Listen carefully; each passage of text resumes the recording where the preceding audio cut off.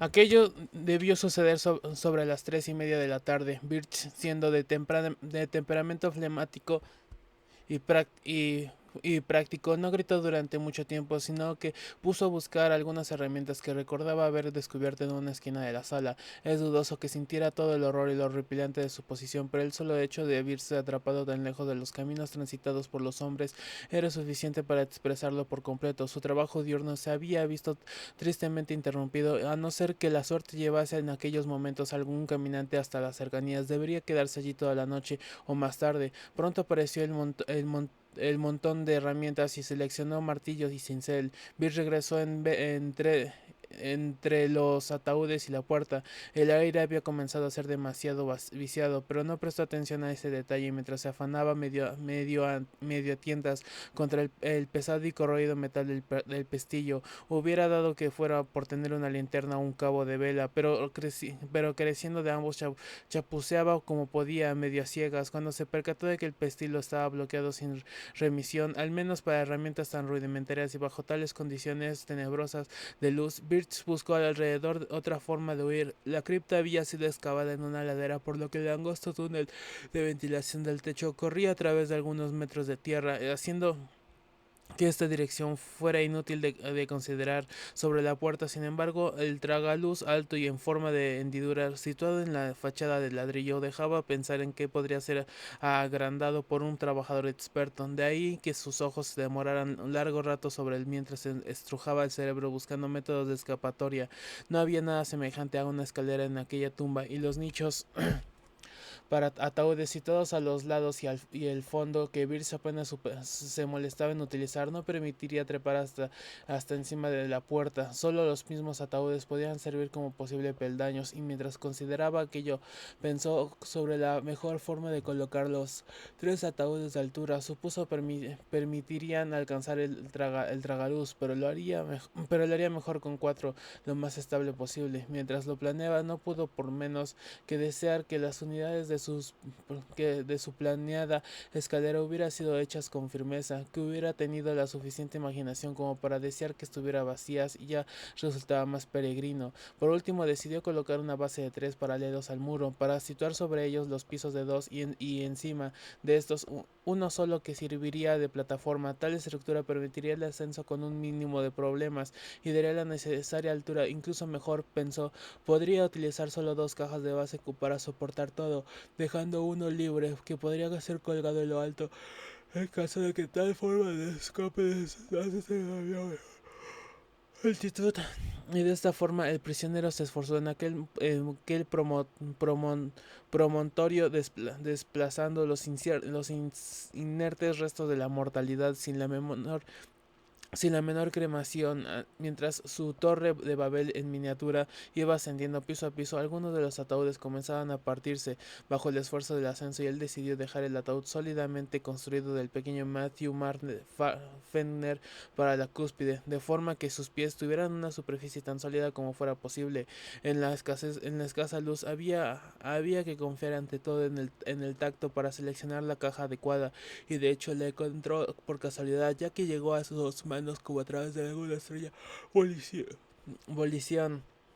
Después de que la hubiera colocado inadvertidamente junto a otra en el tercer piso, finalmente la torre estuvo acabada y sus fatigados brazos descansaron un rato, durante el que se sentó en el último peldaño esta espantable artefacto. Luego Bert ascendió con tiento con sus herramientas y se detuvo frente al estrecho tragaluz. Los bordes eran totalmente de ladrillo, y también hay pocas dudas de que con los pocos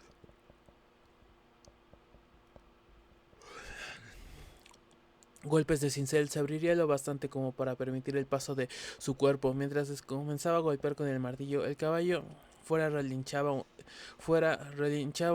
en un tono de que podría haber sido tanto de ánimo como de burla. Cualquiera de los dos supuestos hubiera sido apropiado, ya que la inesperada tenacidad de la albañilería, fácil a simple vista, resultaba sin duda una burla ilustrativa de la vanidad de los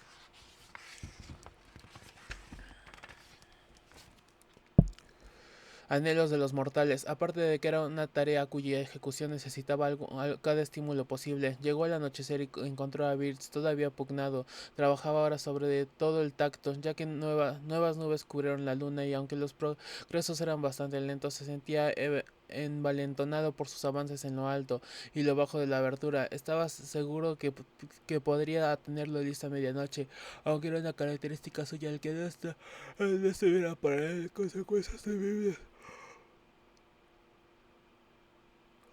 Ajeno a opresivas reflexiones sobre la hora, el lugar y la compañía que tenía bajo sus pies, despedazaba estoicamente el muro de piedra, maldiciendo cuando le alcanzaba un fragmento en el rostro, y riéndose cuando alguno daba en el cada vez más excitado caballo que pifaba junto al ciprés. Al final el agujero fue lo bastante grande como para intentar pasar el cuerpo por él, agigantándose hasta que los ataúdes se mecieron y crujieron bajo sus pies. Descubrió que no necesitaba apilar otro para conseguir la altura necesaria, ya que el agujero se encontraba exactamente en el nivel adecuado, siendo posible usarlo tan pronto como el tamaño así lo permitiera.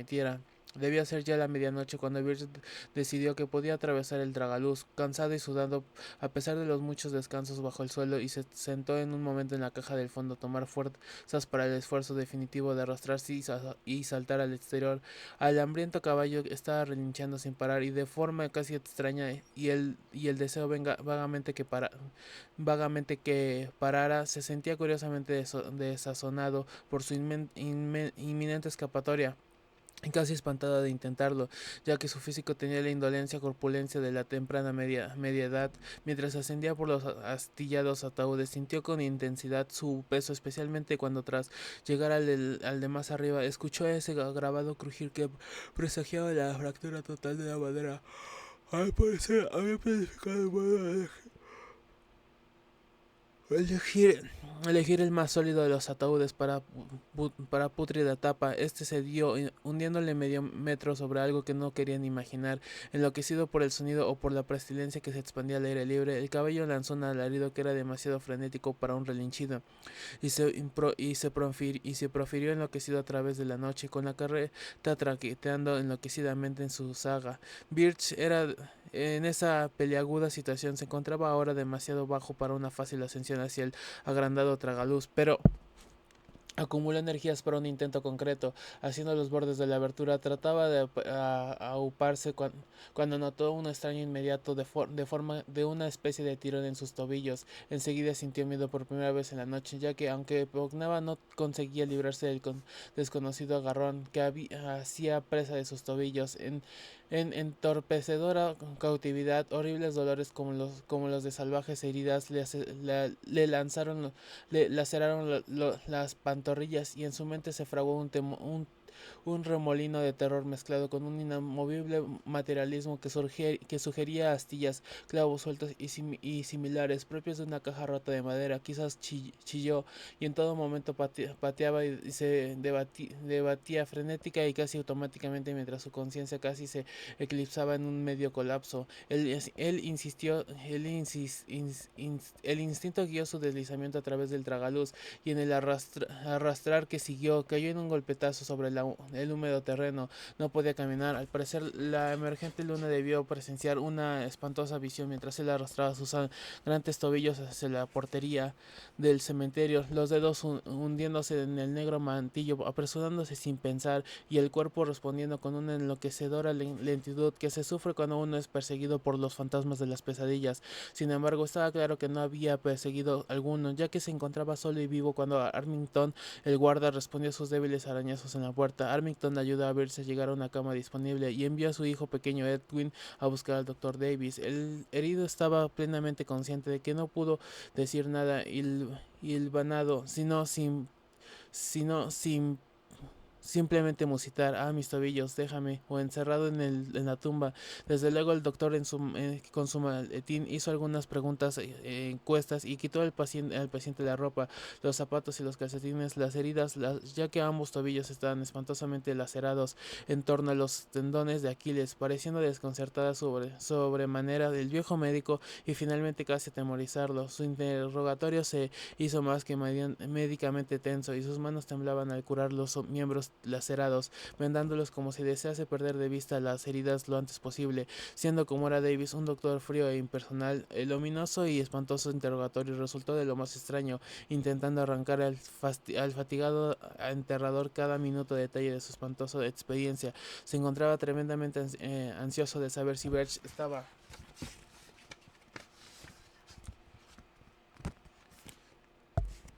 seguro, absolutamente seguro de que era el ataúd de Ferner en la penumbra y de cómo había distinguido este del duplicado de inferior calidad del ruin Asaph Sauner. ¿Podría la sólida caja de Ferner ceder tan rápidamente? Tal vez un profesional con larga experiencia en el pueblo había estado en ambos funerales, aparte de haber atendido a Ferner como Swainer en su última enfermedad. Incluso se había preguntado en el funeral de este último cómo el vengativo granjero podría caber en una caja tan acorde al diminuto Ferner. Davis se fue al cabo de 2 largas horas, urgiendo a Birch a insistir en todo momento en que sus heridas eran provocadas por clavos sueltos y de madera astillada. ¿Qué más? Añadió, podría probarse a creerse en cualquier caso, pero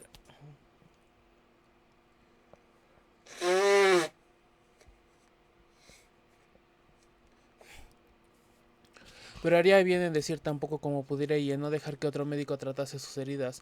Birch tuvo en cuenta tal recomendación al resto de su vida hasta que me contó la historia, y cuando vi las cicatrices, antiguas y desvaídas como eran, convine en que había obrado inteligentemente y quedó cojo para siempre, porque los grandes tendones fueron dañados, pero creo que mayor fue la cólera de su espíritu, su forma de pensar, otrora flemética y lógica, estaba indeblemente afectada, y resultaba triste notar su respuesta a ciertas ilusiones fortuitas como viernes, tumba y ataúd, y palabras de menos obvia relación. Su espantado caballo había vuelto a casa, pero su iniciativa jamás lo hizo. Cambió de negocio, pero siempre anduvo recomido por algo. Podía ser solo miedo, o miedo mezclado con una extraña y tardía clase de remordimiento, pero antiguas atrocidades cometidas, la bebida, claro, solo agravó lo que trataba de aliviar. Cuando el doctor Davis dejó a Birch esa noche, tomó una linterna y se encaminó al viejo mortuario.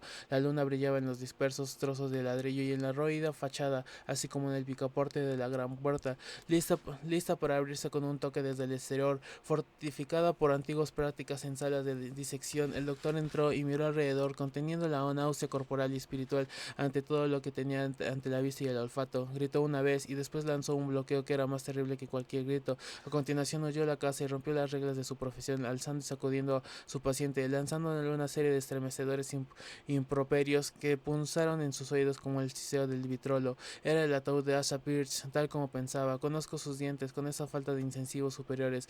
Nunca, por Dios, muestres esas heridas. El cuerpo estaba bastante descompuesto, pero si alguna vez he visto un rostro vengativo, a lo que fue un rostro, ya sabe que era como un demonio vengativo. Cómo arruinó al viejo Raymond 30 años después de su pleito de Lines, y cómo pateó al perrillo que quiso morderlo el agosto pasado. Era el demonio encarnado, Birch, y creo que su afán de revancha puede vencer a la misma madre muerte. Dios mío, qué rabia. No quiero ni pensar en que se hubiera fijado en mí.